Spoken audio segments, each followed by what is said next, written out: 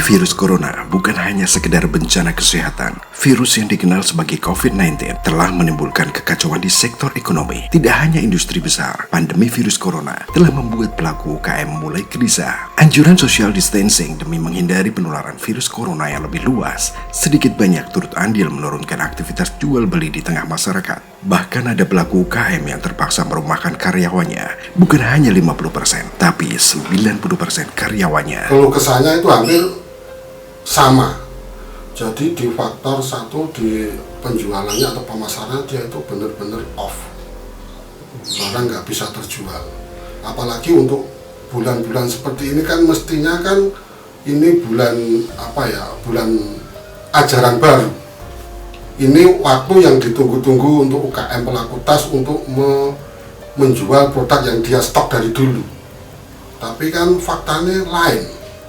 Jadi ini masih meraba-raba sampai kapan ini sekolah akan masuk kembali. Jadi masing-masing pelaku usaha tas ini masih berputar di sini. Harus seperti apa? Hampir semua bakul atau pengepul yang berada di luar kota itu stop dulu, dilarang kirim. Dalam arti itu dia juga tidak bisa jualan karena ada faktor juga ini yang larangan berkerumun, otomatis pasar juga nggak terlalu ramai, dan akibatnya kan yang untuk pengrajin sendiri kan tidak bisa kirim barang. Untuk mengembangkan penjualan di sini susah karena banyak program PSBB segala macam ini kan pergerakan kita terbatas, Mas. Contoh saja kita mau kirim ke Jogja, barang sudah siap, orderan sudah oke, tapi kita nggak bisa kirim selama 1 bulan terakhir ini. Contohnya Mas, kemarin saya kirim ke Cilacap, itu aja harus pakai surat-surat dari RT, RW, dari desa, dari kesehatan kalau memang menunjukkan kita itu sehat dan diizinkan untuk jalan ke kirim barang ke luar kota. Kalau sebelumnya kan tidak ada kayak gitu, sedangkan di jalan aja kita setiap kota itu ada pemeriksaan benar-benar kita itu barang yang kita kirim itu dibutuhkan oleh masyarakat sana apa tidak. Kalau memang itu barang yang tidak terlalu dibutuhkan, otomatis kita disuruh putar balik.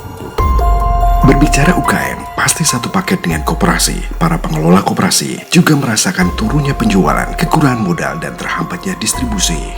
Akses kita tertutup karena mungkin dari kota-kota yang kita selama ini kita tuju pasar-pasarnya, mereka kan nggak ada akses untuk masuk ke pasar-pasar karena mungkin dari pemerintah kotanya sendiri melarang dari luar kota masuk. Jadi barang kita mungkin yang di rumah numpuk, nota yang di luar yang di luar di sana nggak bisa cair. Dan kendalanya terbesar kita mungkin dari segi permodalan kita pun sudah habis-habisan.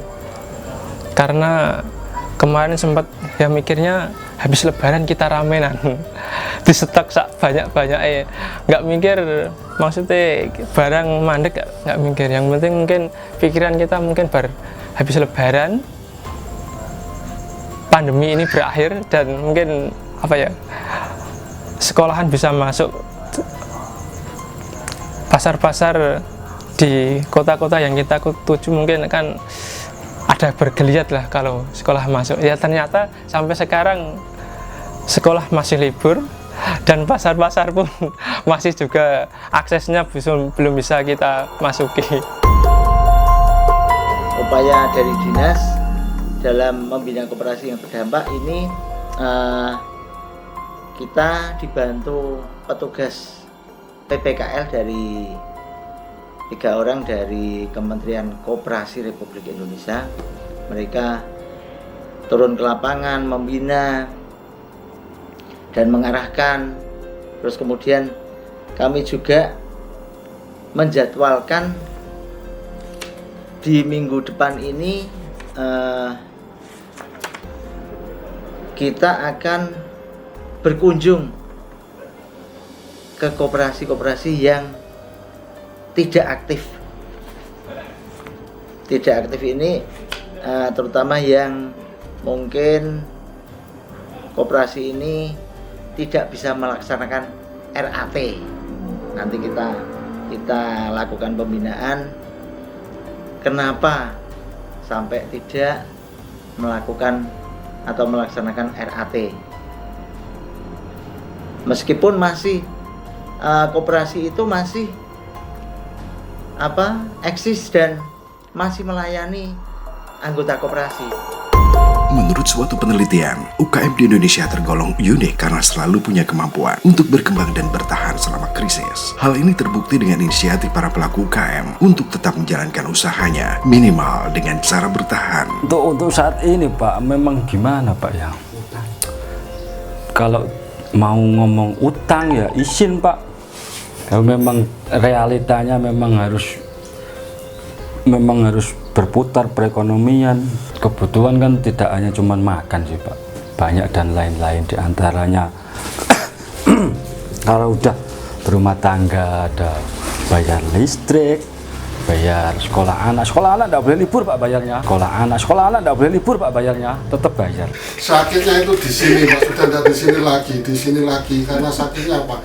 Beban angsuran harus berjalan terus ya. Beban bulanan harus cicilan harus berjalan terus, dimana di sini kondisinya seperti ini, yang dimana kebijakan mau ada keringanan itu saya anggap nggak ada keringanan, justru malah menjadi beban karena apa yang program kemarin yang disampaikan ada relaksasi angsuran itu ternyata sepemahaman saya ini ya kan cuman hanya pengumuman, tapi setelah kita urus juga di perbankan juga muter-muter, urus juga di perbankan juga muter-muter. Artinya kita malah hanya membayar beban saja, membayar bunga saja, pokoknya masih utuh, dan nantinya pokoknya dibungani lagi. Kita berusaha untuk bagaimana koperasi ini bisa jalan, tapi kita benahi dulu ekonomi dari kita pribadi dulu Mas, karena yang kita pikirkan orang banyak dan kita sendiri pusing dengan keadaan saat ini. Itu ada program dari provinsi membuat masker.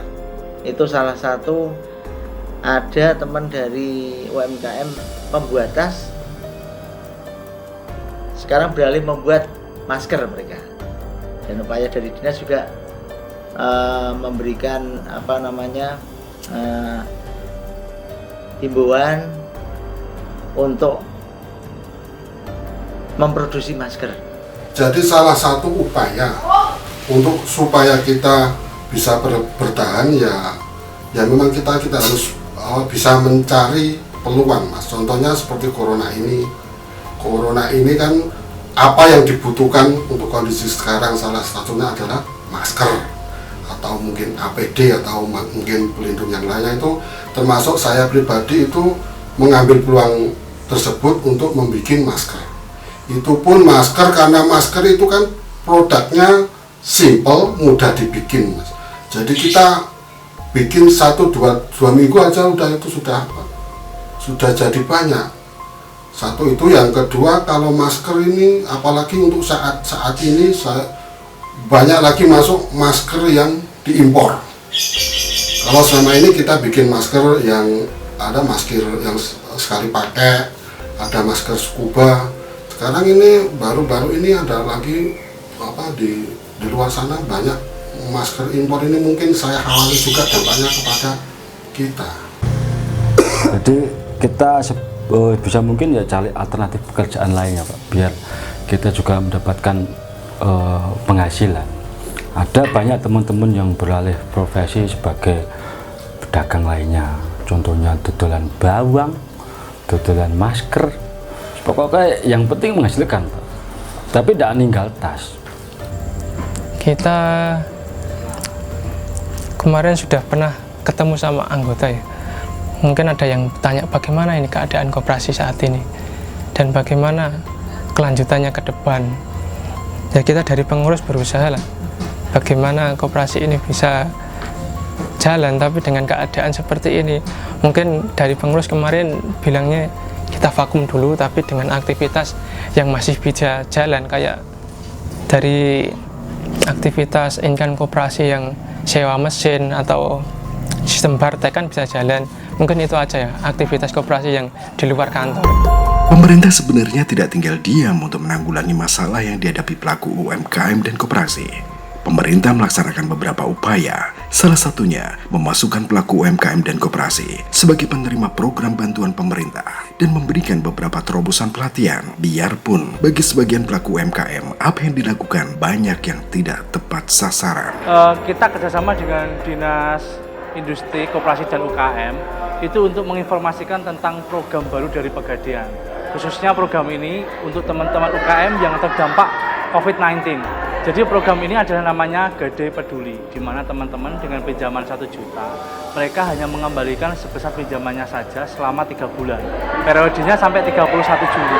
Selain itu, Pegadaian juga punya komitmen untuk ikut membantu atau ikut serta dalam mengembangkan peran teman-teman UKM yang terdampak COVID terutama agar tetap produktif, di mana Pegadaian sekarang ini punya program yang namanya Agen Pegadaian.